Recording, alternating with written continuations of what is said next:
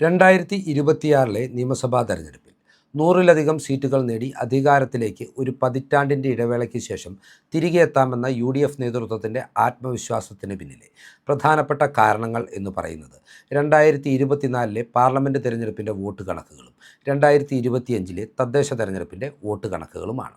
2021 നിയമസഭാ തെരഞ്ഞെടുപ്പുമായി താരതമ്യപ്പെടുത്തി നോക്കുമ്പോൾ 2021 UDFന് നഷ്ടമായി പോയ മുസ്ലിം വോട്ടുകളും ക്രൈസ്തവ വോട്ടുകളും ഒരു വലിയ പരിധിവരെ തിരികെ എത്തിക്കുവാനും ഭൂരിപക്ഷ സമുദായത്തിലെ മതേതര വോട്ടുകൾ UDFിലേക്ക് ആകർഷിക്കുവാനും അവർക്ക് കഴിഞ്ഞിട്ടുണ്ട് എന്നതാണ് യാഥാർത്ഥ്യം. എന്നാൽ ഇതേ വോട്ടിംഗ് പാറ്റേൺ തന്നെ 2026 നിയമസഭാ തെരഞ്ഞെടുപ്പിൽ ആവർത്തിച്ചെങ്കിൽ മാത്രമേ 100-ലധികം സീറ്റുകൾ എന്ന തങ്ങളുടെ സ്വപ്നം യാഥാർത്ഥ്യമാകൂ എന്ന കൃത്യമായ ബോധ്യവും UDF നേതൃത്വത്തിനുണ്ട്. അതിനാൽ തന്നെയാണ് കത്തോലിക്ക സഭയിലെ മതമേലധ്യക്ഷന്മാരുടെ നിർദ്ദേശമനുസരിച്ച് ജോസ് കെ മാണി വിഭാഗത്തെ ഇടതുമുന്നണിയിൽ നിന്ന് UDFിലേക്ക് തിരികെ എത്തിക്കുന്നതിന് വളരെ ആത്മാർത്ഥമായിട്ടുള്ള നീക്കങ്ങൾ കോൺഗ്രസും ലീഗും ഉൾപ്പെടെയുള്ള UDF നേതൃനിരയുടെ ഭാഗത്തു നിന്ന് ഉണ്ടായത്. ഇതുമായി ബന്ധപ്പെട്ടിട്ടുള്ള ചർച്ചകൾ ജോസ് കെ മാണിയുമായി ഇവർ നേരിട്ട് നടത്തുകയും ഈ ചർച്ചകൾ ഏറെക്കുറെ അന്തിമഘട്ടത്തിൽ എത്തുകയും ചെയ്തപ്പോഴാണ് ജോസിന് ഇരുട്ടടിയായിക്കൊണ്ട് റോഷി അഗസ്റ്റിൻ്റെ ഭാഗത്തു നിന്ന് അപ്രതീക്ഷിതമായ ഒരു രാഷ്ട്രീയ നീക്കം ഉണ്ടായത്. റോഷി അഗസ്റ്റിനും പ്രമോദ് നാരായണനും UDFിലേക്ക് മടങ്ങിപ്പോകുവാനില്ല എന്നും ധാർമ്മികത ഉയർത്തിക്കാട്ടി ഇടതുപക്ഷത്തിൻ്റെ ഭാഗമായി ഉറച്ചു നിൽക്കുമെന്നും പറഞ്ഞപ്പോൾ പോലും ജോസ് കെ മാണി 3 MLAമാരുമായി UDF പാളയത്തിലേക്ക് എത്തുവാനും മാനസികമായി തയ്യാറെടുത്തിരുന്നതാണ്.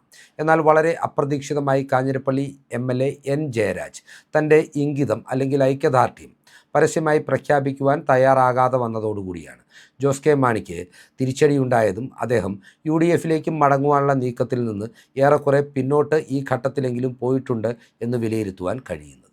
അതിനാൽ തന്നെ വരാനിരിക്കുന്ന നിയമസഭാ തെരഞ്ഞെടുപ്പിൽ ജോസ് കെ മാണി വിഭാഗത്തിൻ്റെ UDFിലേക്കുള്ള മടങ്ങിവരവ് ഏറെക്കുറെ അസാധ്യമായി കഴിഞ്ഞിരിക്കുന്നുവെന്ന് ഈ ഘട്ടത്തിൽ രാഷ്ട്രീയ വൃത്തങ്ങൾ വിലയിരുത്തുന്നുണ്ട്. എന്നാൽ ജോസ് കെ മാണി വിഭാഗത്തിൻ്റെ അഭാവത്തിലും ക്രൈസ്തവ സഭാ നേതൃത്വത്തെ, പ്രത്യേകിച്ച് കത്തോലിക്ക സഭാ നേതൃത്വത്തെ കൂടെ നിർത്തുന്നതിൽ നിർണായകമായ നീക്കങ്ങൾ നടത്തുവാൻ തന്നെയാണ് കോൺഗ്രസ് ക്യാമ്പിൻ്റെ തീരുമാനം. ഇതുമായി ബന്ധപ്പെട്ട് ഏറ്റവും ചടുലമായ ഒരു രാഷ്ട്രീയ നീക്കം ഇപ്പോൾ ഉണ്ടായിരിക്കുന്നത് പുതുപ്പള്ളി MLAയും കോൺഗ്രസിൻ്റെ യുവ നേതാവുമായ ചാണ്ടി ഉമ്മൻ്റെ ഭാഗത്തു നിന്നാണ്. കോട്ടയം ജില്ലയിലെ ഒരു സീറ്റിൽ കോൺഗ്രസിൽ നിന്ന് തന്നെ ഒരു RC യുവ സ്ഥാനാർത്ഥിയെ, റോമൻ കത്തോലിക്ക വിഭാഗത്തിൽപ്പെട്ട ഒരു യുവ സ്ഥാനാർത്ഥിയെ അവതരിപ്പിച്ചുകൊണ്ട് സഭകളുടെ പിന്തുണ നേടിയെടുക്കുവാനുള്ള ആത്മാർത്ഥമായ ശ്രമങ്ങളാണ് ചാണ്ടി ഉമ്മൻ്റെ ഭാഗത്തു നിന്ന് ഈ ഘട്ടത്തിൽ ഉരുത്തിരിഞ്ഞിരിക്കുന്നത്. ഇതുമായി ബന്ധപ്പെട്ട് അദ്ദേഹം ലക്ഷ്യം വെക്കുന്ന മണ്ഡലം കാഞ്ഞിരപ്പള്ളി നിയോജക മണ്ഡലമാണ്.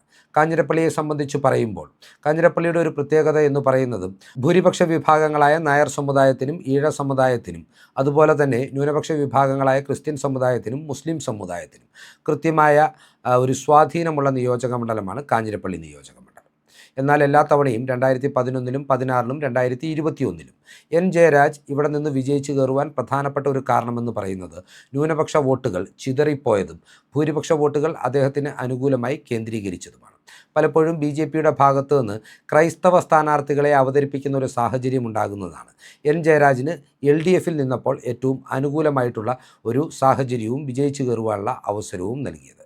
എന്നാൽ 2026 നിയമസഭാ തെരഞ്ഞെടുപ്പ് നടക്കുമ്പോൾ BJP ഇവിടെ നിന്ന് ഒരു നായർ സ്ഥാനാർത്ഥിയെ അവതരിപ്പിക്കുമെന്ന അഭ്യൂഹങ്ങൾ ശക്തമാകുന്നതിനിടെ ഇതുമായി ബന്ധപ്പെട്ട് BJPയുടെ മധ്യമേഖലാ പ്രസിഡന്റ് N ഹരിയുടെ പേര് ഉയർന്നു വരുന്നതിനിടെയാണ് നിർണായക രാഷ്ട്രീയ നീക്കം നടത്തി UDFന് ഈ നിയോജക മണ്ഡലത്തിൽ വിജയമുറപ്പിക്കുവാനുള്ള ഒരു കരുനീക്കം ചാണ്ടി ഉമ്മൻ്റെ ഭാഗത്തു നിന്ന് ഉണ്ടായിക്കൊണ്ടിരിക്കുന്നത്.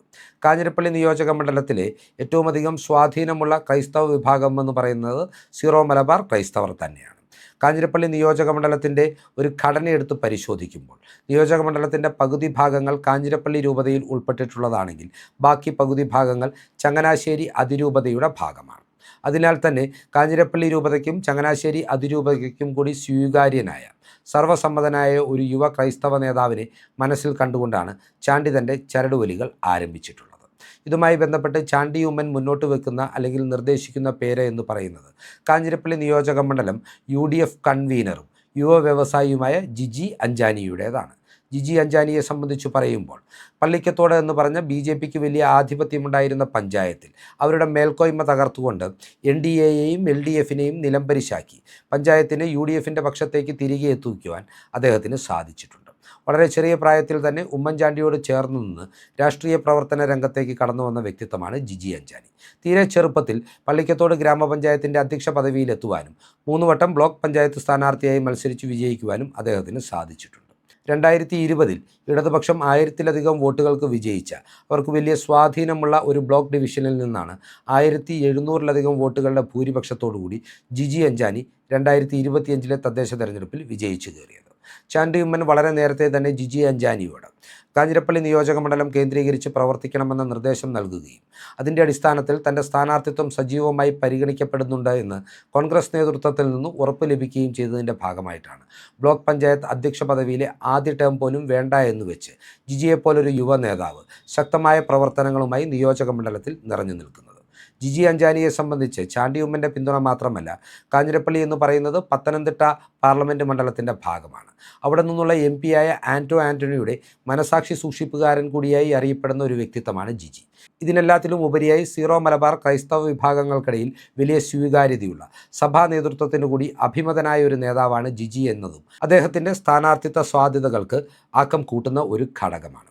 നിലവിലെ രാഷ്ട്രീയ സാഹചര്യത്തിൽ BJPയിൽ നിന്നുയരുന്ന വലിയ വെല്ലുവിളിയെ പ്രതിരോധിച്ചുകൊണ്ട് CPMൻ്റെയും കേരള കോൺഗ്രസ് മാണി ഗ്രൂപ്പിൻ്റെയും മേൽക്കോയ്മയും N ജയരാജിൻ്റെ കുത്തകയും അവസാനിപ്പിച്ചുകൊണ്ട് ജിജിയെപ്പോലൊരു സ്ഥാനാർത്ഥിക്ക് കാഞ്ഞിരപ്പള്ളിയിൽ വിജയം കരഗതമാക്കുവാൻ കഴിയുമെന്ന ഉത്തമ വിശ്വാസത്തിലാണ് ചാണ്ടി ഉമ്മൻ ഈ നിർദ്ദേശവുമായി മുന്നോട്ട് പോകുന്നത്. ഇതുമായി ബന്ധപ്പെട്ട് പ്രാഥമികമായ ആശയവിനിമയം സഭാ നേതൃത്വവുമായി ചാണ്ടി നടത്തിയിട്ടുണ്ട് എന്നാണ് ഈ ഘട്ടത്തിൽ അറിയുവാൻ കഴിയുന്നത്. കൂടുതൽ വിശദമായ ചർച്ചകൾക്കായി ചാണ്ടി ഉടൻ തന്നെ മതമേലധ്യക്ഷന്മാരെ നേരിൽ കാണുമെന്ന റിപ്പോർട്ടുകളും പുറത്തു വരുന്നുണ്ട്. ഏതൊക്കെയാണെങ്കിലും ചാണ്ടി ഉമ്മൻ്റെ നേതൃത്വത്തിൽ നടക്കുന്ന ഈ രാഷ്ട്രീയ നീക്കങ്ങൾ 2026 നടക്കാൻ പോകുന്ന നിയമസഭാ തിരഞ്ഞെടുപ്പിൽ ക്രൈസ്തവ വോട്ടുകളെ UDFന് അനുകൂലമാക്കുന്നതിൽ നിർണായകമായ പങ്ക് വഹിക്കുമെന്നും ക്രൈസ്തവ സഭകളെ UDFുമായി കൂടുതൽ അടുപ്പിക്കുന്നതിന് ഉപകാരപ്പെടുമെന്നാണ് വിലയിരുത്തപ്പെടുന്നത്. ക്രൈസ്തവ സമൂഹത്തെ സംബന്ധിച്ച്, പ്രത്യേകിച്ച് കത്തോലിക്ക വിഭാഗത്തെ സംബന്ധിച്ച് കോട്ടയം ജില്ലയിൽ നിന്ന് അവർക്ക് ഒരു മികച്ച യുവജന നേതാവിനെ കോൺഗ്രസിൽ നിന്ന് ലഭിക്കുന്ന ഒരു സാഹചര്യം പതിറ്റാണ്ടുകളായി ഇല്ലാതിരിക്കുന്ന ഒരവസ്ഥയാണ്. ഇതിനുകൂടി പരിഹാരം കാണുക എന്ന ലക്ഷ്യത്തോടു കൂടി തന്നെയാണ് സീനിയറായിട്ടുള്ള പല നേതാക്കളും ക്രൈസ്തവ വിഭാഗത്തിൽ നിന്ന് തന്നെ സ്ഥാനാർത്ഥിത്വത്തിന് ശ്രമിക്കുമ്പോൾ വളരെ ജൂനിയറായിട്ടുള്ള താരതമ്യേന യുവാവായ ജനങ്ങൾക്കിടയിലും സംഘടനാതലത്തിലും ഭരണതലത്തിലും കൃത്യമായി പ്രവർത്തന പാരമ്പര്യമുള്ള ഭരണപരിചയമുള്ള ജിജി അഞ്ചാനിയുടെ പേരുമായി ചാണ്ടി ഉമ്മൻ മുന്നോട്ട് പോകുന്നത്. ജിജി അഞ്ചാനിയെ സംബന്ധിച്ച് പറയുമ്പോൾ അദ്ദേഹത്തെ പോലൊരു യുവ നേതാവിൻ്റെ കാഞ്ഞിരപ്പള്ളിയിൽ നിന്നുള്ള കടന്നുവരവ് കോട്ടയം ജില്ലയിലാകെ ക്രൈസ്തവ വിഭാഗങ്ങൾക്കിടയിൽ, കൃത്യമായി പറഞ്ഞാൽ സീറോ മലബാർ ക്രൈസ്തവ വിഭാഗങ്ങൾക്കിടയിൽ കോൺഗ്രസിന് പുതിയ മേൽവിലാസം ഉണ്ടാക്കി കൊടുക്കുന്ന ഒരു ഘടകമാകും എന്ന കാര്യത്തിലും തർക്കമില്ല. ഈ രാഷ്ട്രീയ സാഹചര്യങ്ങളുടെ ആനുകൂല്യം പരമാവധി മുതലെടുത്താൽ അത് കാഞ്ഞിരപ്പള്ളിയിൽ മാത്രമല്ല, പൂഞ്ഞാറിലും പുതുപ്പള്ളിയിലും കോട്ടയത്തും ചങ്ങനാശ്ശേരിയിലും കടുത്തുരുത്തിയിലും ഏറ്റുമാനൂരിലും പാലായിലും അടക്കം തങ്ങൾക്ക് ഗുണപരമാകും എന്ന വിലയിരുത്തൽ ചാണ്ടി ഉമ്മൻ നേതൃത്വത്തിന് നൽകിയിട്ടുമുണ്ട്. ചാണ്ടിയുടെ ഈ വാക്കുകൾ കാര്യഗൗരവത്തോടു കൂടി തന്നെ പരിഗണിക്കുന്ന കേന്ദ്ര നേതൃത്വവും സംസ്ഥാന നേതൃത്വവും ഏറെക്കുറെ ചാണ്ടിയുടെ ഈ തീരുമാനത്തിനും നിർദ്ദേശത്തിനും വഴങ്ങിയിട്ടുണ്ടെന്നും അറിയാൻ കഴിയുന്നുണ്ട്. എന്തൊക്കെയാണെങ്കിലും ചാണ്ടി ഉമ്മൻ്റെ ഭാഗത്തു നിന്ന് കേരള കോൺഗ്രസ് മാണി ഗ്രൂപ്പിനെ ലക്ഷ്യമിട്ടുള്ള ഒരു സർജിക്കൽ സ്ട്രൈക്ക് തന്നെയാണ് ജിജി അഞ്ചാനിയുടെ സ്ഥാനാർത്ഥിത്വവുമായി ബന്ധപ്പെട്ട് കാഞ്ഞിരപ്പള്ളിയിൽ അദ്ദേഹം നടത്തുന്ന ചരടു നീക്കങ്ങളെന്നും ഇതിന് ആത്മാർത്ഥമായി പിന്തുണ നൽകുന്ന ആൻറ്റോ ആൻ്റണിയുടെ സമീപനവും ആത്യന്തികമായി കോൺഗ്രസിനും UDFനും വലിയ ഗുണം ചെയ്യുമെന്നുമുള്ള റിപ്പോർട്ടുകളാണ് ഈ ഘട്ടത്തിൽ പുറത്തു വരുന്നത്. ഈ രാഷ്ട്രീയ ചിന്തകൾ പ്രേക്ഷകർക്കായി പങ്കുവെച്ചുകൊണ്ട് ഈ വീഡിയോ ഇവിടെ അവസാനിപ്പിക്കുകയാണ്. കൂടുതൽ രാഷ്ട്രീയ വാർത്തകൾക്കും വിശകലനങ്ങൾക്കുമായി ഞങ്ങളുടെ ചാനൽ സബ്സ്ക്രൈബ് ചെയ്യുക. നന്ദി.